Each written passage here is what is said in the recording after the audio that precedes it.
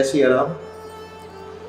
आप सभी का अभिनंदन है हमारे एशियन ट्रूथ के प्लेटफॉर्म के ऊपर, जो हम रामायण की चर्चा कर रहे हैं। रामायण की शोध के ऊपर हम लोग चर्चा कर रहे हैं कि हम इस प्लेटफॉर्म के माध्यम से क्या इंफॉर्मेशंस हम लोग प्रोवाइड कर रहे हैं आपके लिए।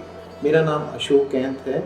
मेरी जो प्राइमरी एजुकेशन है मेरे गांव में ही हुई है, मैट्रिक तक। उसी समय हमारे मैट्रिक ही होती थी। उसके बाद मेरी हायर एजुकेशन जो है रामगढ़िया कॉलेज फगवाड़ा में हुई। तो मेरे को जॉब मिला मिनिस्ट्री ऑफ जस्टिस कुवैत में।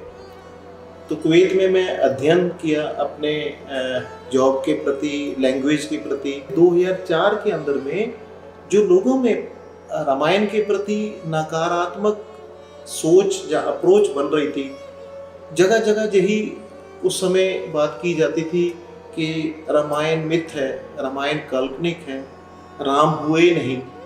इवन सुप्रीम कोर्ट के अंदर में राम जन्मभूमि का भी मुद्दा उस समय बहुत पीक में था।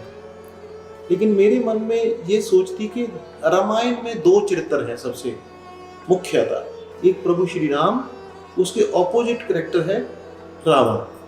बहुत सारे लोगों का ध्यान उल्टी सीधी बातों में लगाया जा रहा था कि राम नहीं है। रामायण के अंदर में दो कांडों में जिक्र आता है, एक है युद्ध कांड, एक है सुंदर कांड। तो इन दोनों कांडों के जो रोल हैं, रोल मॉडल हैं हनुमान जी और रावण। तो मैंने जो अपना शोध का अपना एक बेस बनाया वो लंका को बनाया। तो सरकार ने इसके लिए, कार्य के लिए मेरे को बोला कि आप हमारी टीम के साथ में आइए।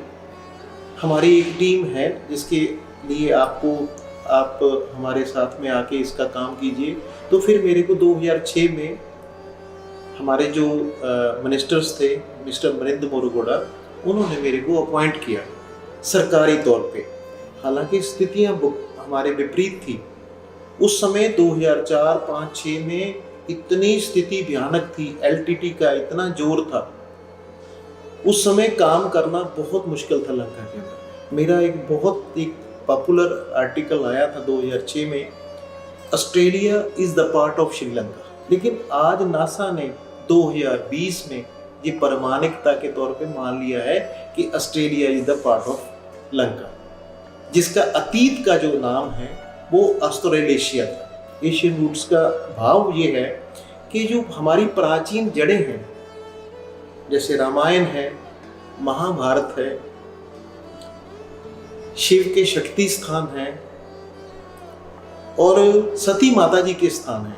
ये जो प्राचीन जड़ें हैं हमारी, यंग जनरेशन्स को जो उनके दिलों के अंदर में बहुत सारे प्रश्न हैं, उनका उत्तर देने का प्रयास एशियन रूट के माध्यम से हम लोग एक प्रयास कर रहे हैं। इसमें मेरे मुख्यतः सहयोगी हैं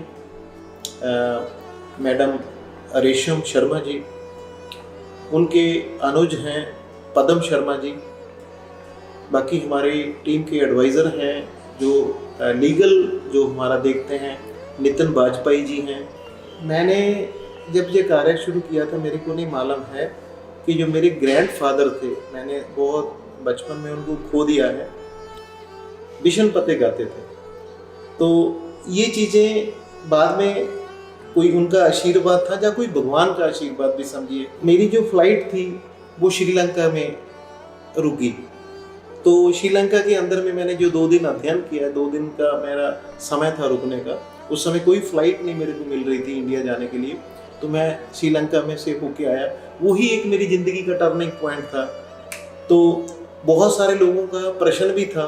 तो उस समय मैंने ऐसा मन में ऐसे सोचा कि आज अगर ज़िंदगी का कोई आपका मोटिव है तो वो यही है कि अशोक वाटिका के बारे में, रावण की लंका के बारे में लोगों का वो जो जिज्ञासु हैं लोग, या लोगों के बीच में जो जानने का प्रयास है, उन लोगों की जिज्ञासा को शांत करने के लिए, उन लोगों के सवालों का जवाब देने के लिए शायद भगवान ने आशीर्वाद दिया। उसी को समर्पित होकर मैंने ये कार्य शुरू किया।